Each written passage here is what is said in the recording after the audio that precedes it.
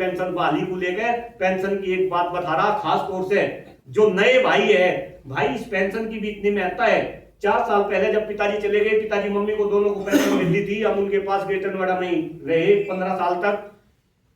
पिताजी के जाने के बाद देखो देश की अवस्था, मम्मी को पेंशन अलग मिलती थी, पिताजी के जाने के बाद 40% पेंशन मेरे पिताजी की भी मम्मी को मिलने लगी। मम्मी को मिलते थे 67,000 रुपए। और भगवान मुझे हर जन्म में ऐसी माँ दे, मैं उसी माँ के कोख से मैं पैदा हूं।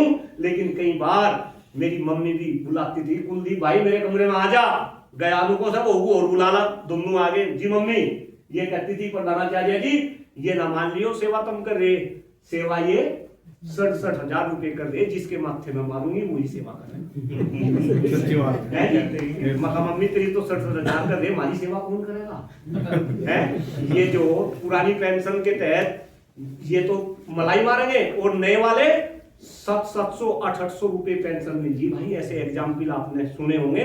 और अगर ये स्कीम इतनी बढ़िया होती तो फिर नेता भी इसे ही लेते थे, उसे नहीं लेते।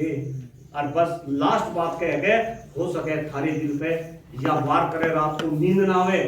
नेता ऐसे थे, अगर मुजफ्फरनगर के अंदर कोई नेता बना तो सबसे पहले वो हमारे घर आता था, मेरे मम्मी पिताजी के 5 रुपए आशीर्वाद लेता था। आज के मास्टर क्या हो रहे? आज के मास्टर नेताओं के पैर छूटते हुए देख रहा है। ऐसे ना बनो।